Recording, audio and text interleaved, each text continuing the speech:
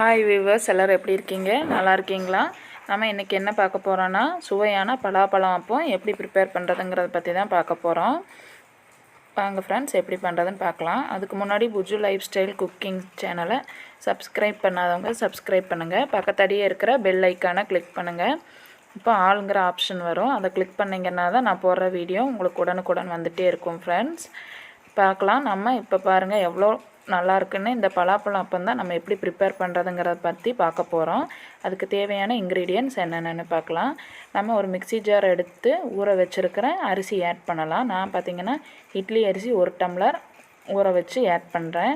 நான் பார்த்திங்கன்னா ஒரு 3/4 மணி நேரத்துக்கு முன்னாடியே இட்லி அரிசி ஊற வச்சு ஆட் பண்ணுறேன். நீங்கள் உங்களுக்கு விருப்பத்துக்கு தகுந்த மாதிரி எந்த அரிசி வேணாலும் ஆட் பண்ணிக்கலாம். நான் பார்த்திங்கன்னா இட்லி அரிசி தான் ஆட் பண்ணுறேன்.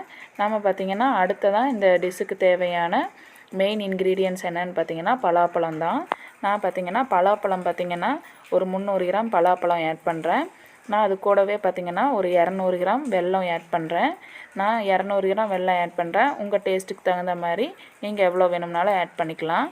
நான் இது எல்லாம் பார்த்திங்கன்னா இந்த 3 ஐட்டத்தையும் சேர்ந்து நல்லா மிக்ஸி ஜாரில் போட்டு நல்லா மிக்சியில் நல்லா கிரைண்ட் பண்ணி எடுத்துகிட்டு வந்துடணும். நம்ம பார்த்திங்கன்னா நரன்னு இருக்கக்கூடாது, நல்ல ஃபைன் பேஸ்ட்டாக இருக்கணும். இப்படி நம்ம இதையே ஒரு பவுலுக்கு ட்ரான்ஸ்ஃபர் பண்ணிடலாம். நான் பவுலில் மாற்றியாச்சு. நான் இது கூடவே பார்த்திங்கன்னா ஒரு 200 கிராம் பலாப்பழத்தை பார்த்திங்கன்னா துண்டு துண்டாக வெட்டி வச்சுருக்கேன்.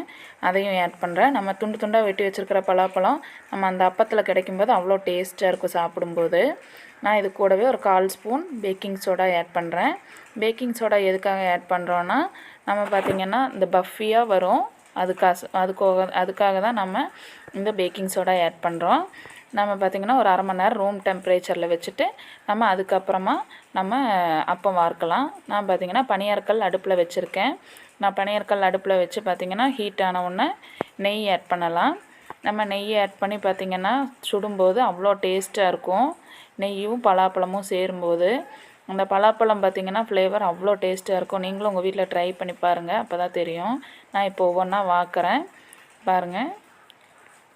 நான் எல்லாத்தையும் ஊற்றிட்டு ஒரு 5 நிமிஷம் அதுக்கப்புறம் பார்த்திங்கன்னா நம்ம திருப்பி போட்டுடலாம். பாருங்கள் கீழே எல்லாம் வெந்துருச்சு. ஸ்லிம்லேயே வச்சு வேக வைக்கணும். நம்ம ஸ்பீடாக வச்சு ஹை ஃப்ளேமில் வச்சு வேக வச்சோம்னா எல்லாம் கரைஞ்சி போயிடும், இப்போ சாப்பிட்றக்கே முடியாது. நம்ம சிம்லேயே வச்சு வேக வைக்கலாம். நான் எல்லாத்தையும் திருப்பி போடுறேன். போட்டு பார்த்திங்கன்னா ஒரு 5லேருந்து 6 நிமிஷம் பார்த்திங்கன்னா ஸ்லோ ஃப்ளேமில் வச்சு வேக வைக்கலாம்.